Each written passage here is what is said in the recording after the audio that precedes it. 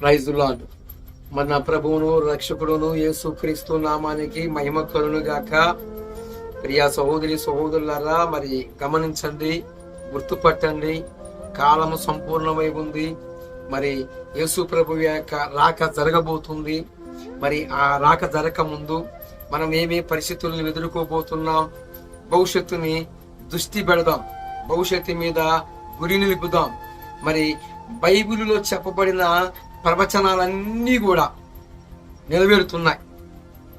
కొందరు అంటారు ఆ బ్రహ్మంగారు చెప్పిన మాటలన్నీ కూడా నెరవేరుతున్నాయి అన్నాడు అని చెప్పారు. కానీ బ్రహ్మంగారు ఒక ఆసనం వేసి మరి ఆ యొక్క యోగా అనుకోవచ్చు. సాయిబాబా గారు ఎలాగైతే యోగా చేశాడో అలాగనే మరి బ్రహ్మంగారు కూడా మరి కొద్ది గొప్ప కొన్ని మాటలు చెప్పాడు. కానీ అన్ని మాటలు చెప్పలేదు. బ్రహ్మంగారు మరి చూసుకుంటే మరి మిడతల గురించి బ్రహ్మంగారు ప్రస్తావించలేదు. భవిష్యత్తులో మిడతలు వస్తాయని చెప్పలేదు.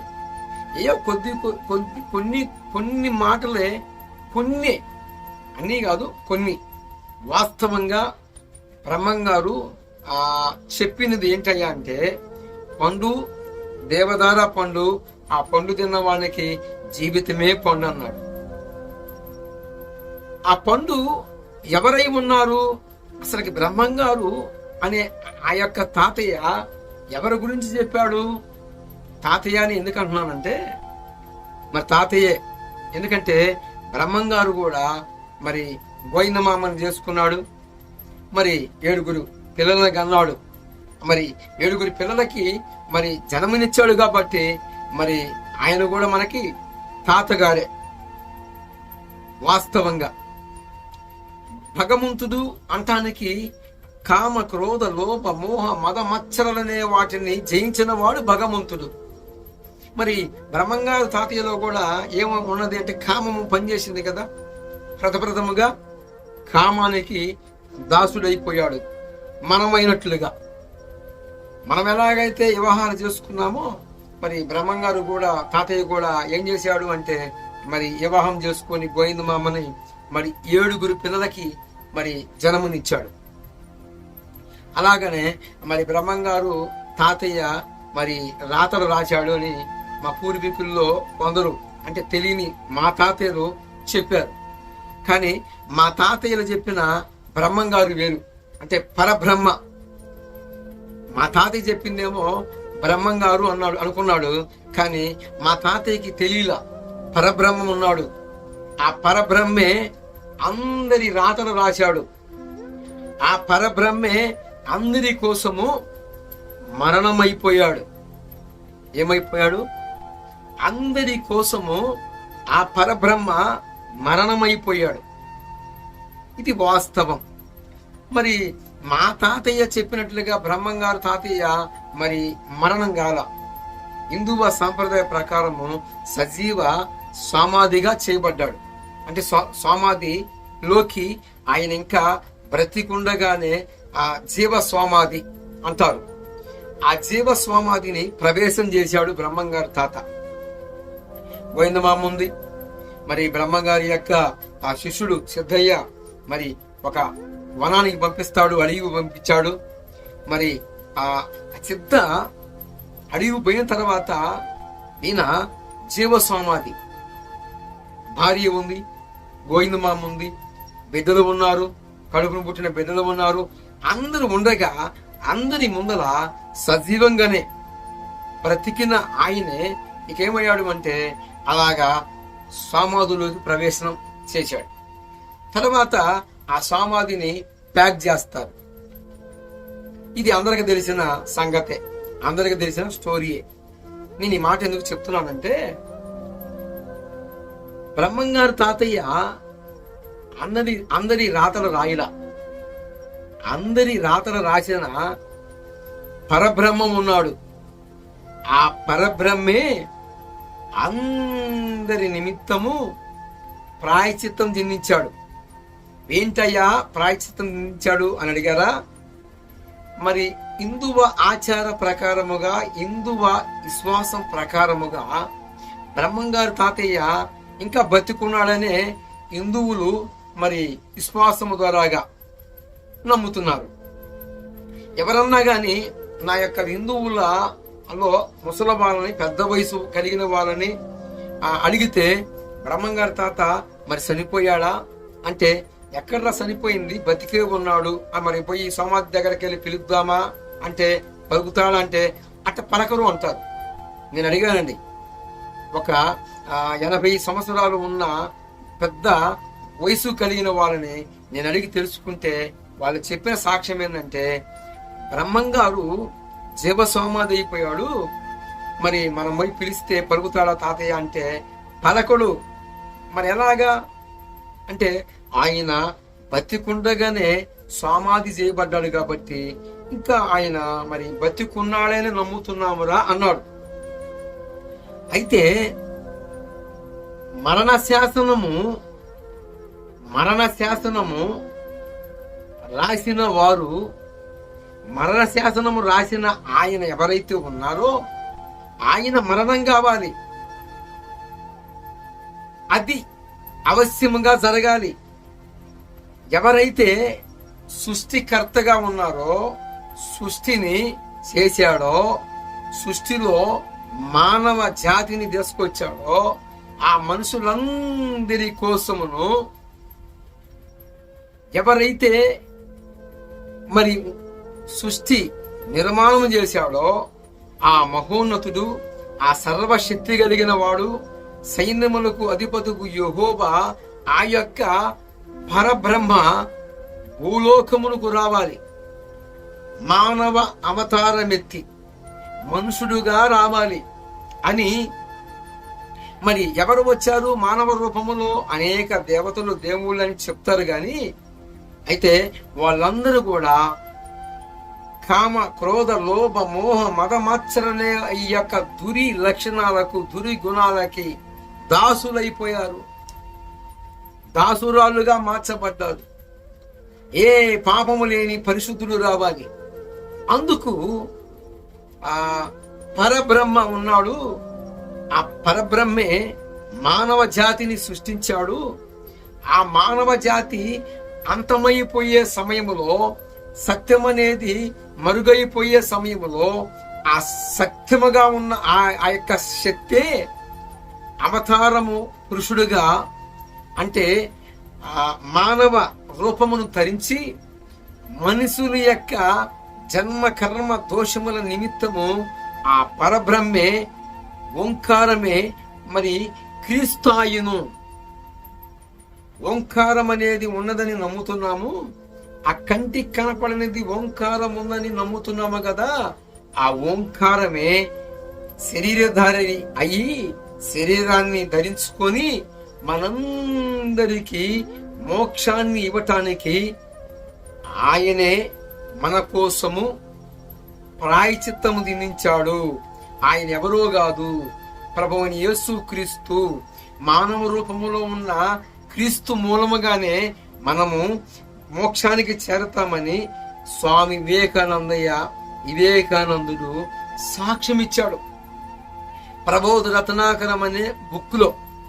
ఆ బుక్ ఇప్పుడు టైటిల్ ఉంటుంది, మరి ఓల్డ్ ప్రింట్ మార్చేశారండి. ఓల్డ్ ప్రింట్ లో నేను చెబుతున్న మాటలు ఉన్నాయి, నా దగ్గర ఓల్డ్ ప్రింట్ ఉంది. ఆ ఓల్డ్ ప్రింట్ లో ఆ స్వామి వివేకానందుడు ఈ మాట చెప్పాడు, ప్రస్తావనిచ్చాడు. ఏంటయ్యా అంటే, ఓంకారమే క్రీస్తాయను, పరబ్రహ్మ తత్వమును వెలిగించుటకు ఓంకారమే క్రీస్తాయును శరీరాన్ని ధరించుకొని మనుషులందరి నిమిత్తము ప్రాయశ్చిత్తము చిందించాడు, ప్రాణం పెట్టాడు అని స్వామి వివేకానందుడు సాక్ష్యం ఇచ్చాడండి. మా తాతయ్యలు చెప్పారు బ్రహ్మంగారని. మరి బ్రహ్మంగారు తాతయ్య ఏమో సజీవ సమాధిగా మార్చబడ్డాడు.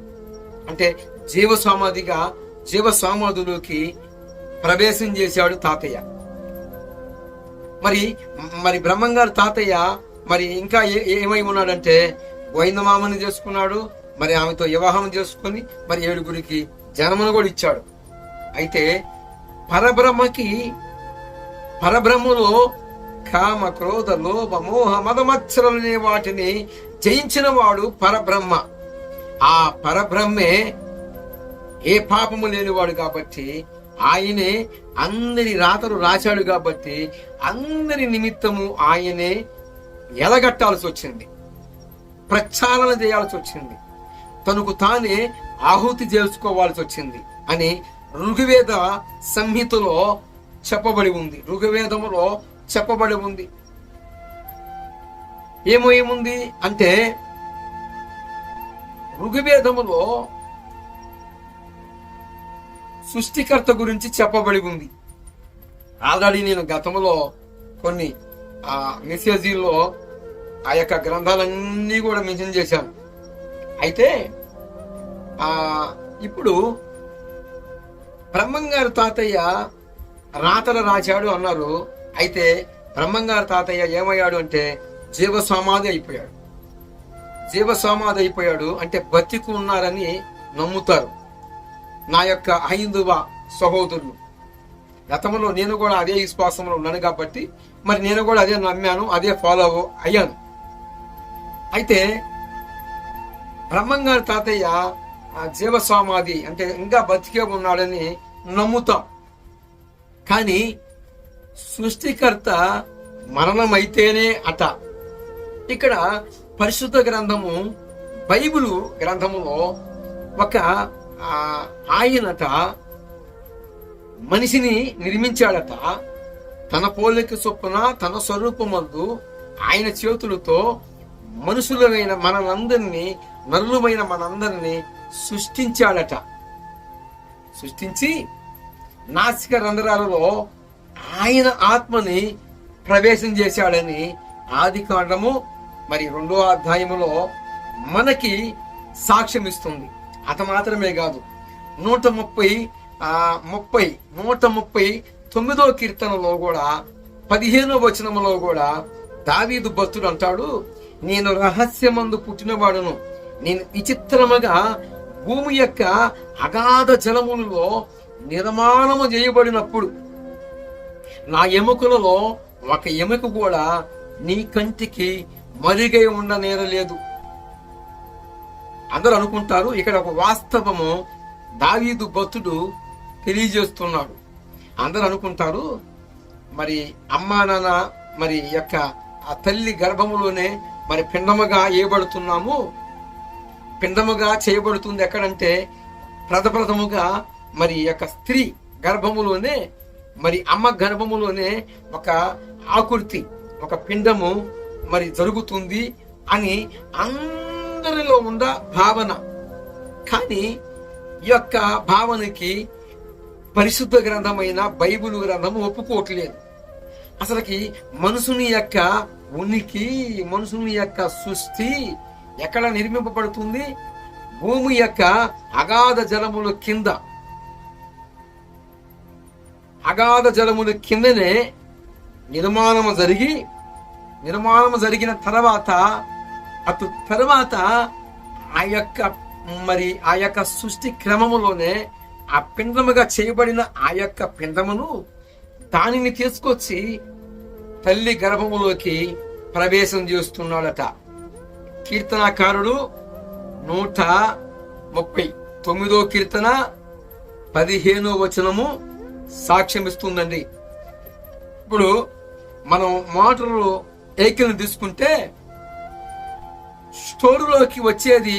స్టోరులోకి రాకముందే ముడి సరుకు ఒక స్థానంలో చేయబడిద్ది.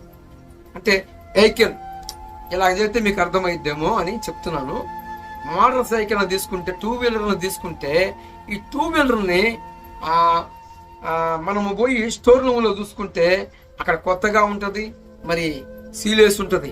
కానీ అది ఆ యొక్క స్టోర్ రూమ్కు రాకమునిపే ఒక స్థానములో సృష్టి చేయబడిద్ది. ఒక స్థానములో సృష్టి చేసిన తర్వాత మరొక స్థానానికి ట్రాన్స్ఫర్ అయింది. ఇది ఎలాగైతే వాస్తవమో, ఇది ఎలాగైతే నిజమో, అలాగనే సృష్టి క్రమము ప్రథముగా అగాధ జలములలో, భూమి యొక్క అగాధ జలములలో, మన భూమి కింద ఏముంటది నీళ్లు ఉంటాయి. అది ఎవరికి తెలియదు అంటారేమో. చూడండి ప్రియా సహోదరి సహోదరులరా, ప్రథముగా భూమి కింద నీళ్లు ఉంటాయి వాస్తవమే. కానీ ఆ యొక్క నీళ్ళ కింద అగ్ని ఉన్నదన్న సంగతి మరవవద్దు. అవును, భూమి కింద ఒక కొంత భాగం వరకు నీళ్లు ఉంటాయి, జల సంచారం ఉంటది, జలం ఉంటది. కానీ దాని భాగం కింద సైన్స్ పిట్టిగా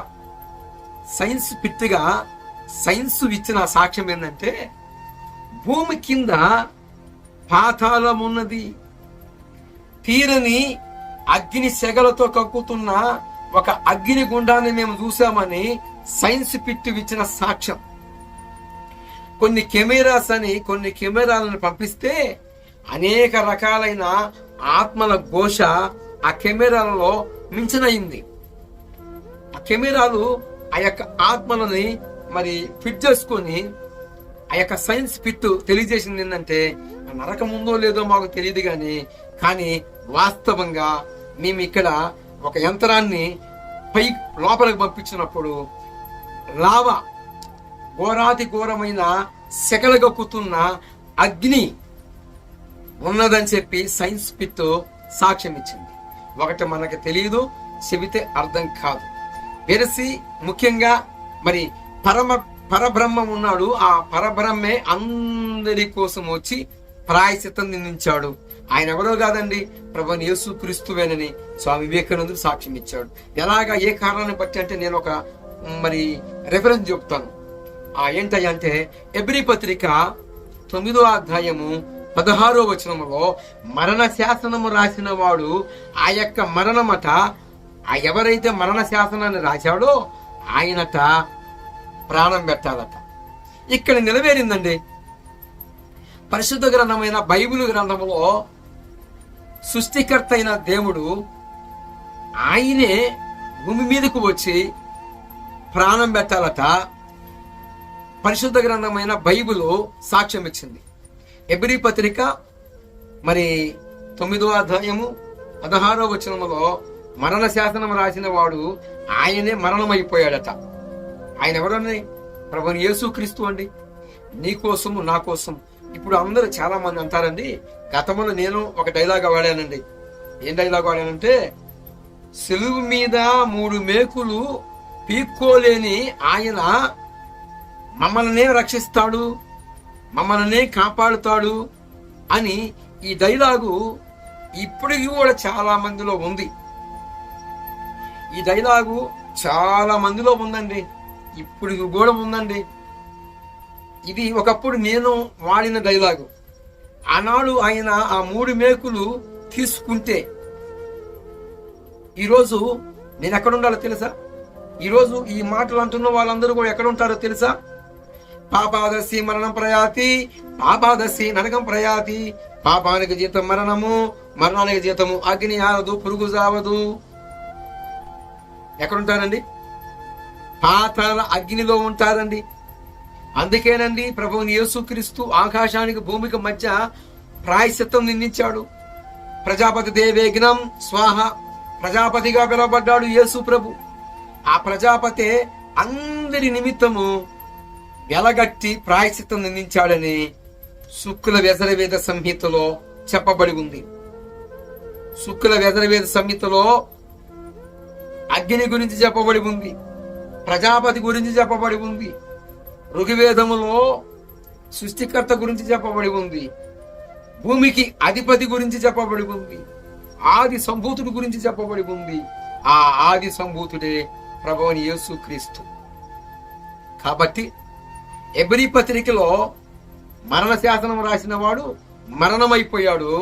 అంత మాత్రమే కాదు, శుక్ల వ్యజరవేద సంహితలో అగ్ని గురించి చెప్పబడి ఉందన్నాను కదా. అలాగనే ఎబ్రీ పత్రిక 12వ అధ్యాయంలో నీ దేవుడైన యెహోవా దహించు అగ్ని ఉన్నాడని, ఆయనకి అగ్ని ఉన్నాడని పేరు ఉంది. మన దేవుడిని యెహోవా పేరట దహించు అగ్ని అట. శుక్ల యజుర్వేద సంహితలో అగ్ని ఉన్నాడు, ఆ అగ్ని పశువై ఉన్నాడు, ఆ పశువే విఘ్నమైపోయాడు, అంటే వధింపబడ్డాడు. ఇందుకు దేవతలే సాక్ష్యమట. కాబట్టి ముఖ్యంగా నా ప్రియ సహోదరి సహోదరులారా, మరి మీరు ఈ మాటల చేత మీ యొక్క మనోనేత్రాలు వెలిగించబడతాయని, ఇంకా మరి బ్రహ్మంగారి తాతయ్య చెప్పాడు, కొన్ని ముంగుర్తులు చెప్పాడు. పండు దేవదార పండు, ఆ పండు తిన్న వాడి జీవితమే పండు అన్నాడు. ఆ పండు ఎవరో కాదండి, బ్రహ్మంగారి తాతయ్య చెప్పింది కూడా ప్రభువు యేసు క్రీస్తు గురించే, పరబ్రహ్మ గురించే. నేను వీరభోగ వసంతరాయుడిగా అవతారం చేయబోతున్నాను. వీరభోగ వసంతరాయుడు అంటే భోగం అనగా ఉన్నవాడు, వసంతం అనగా పెళ్లి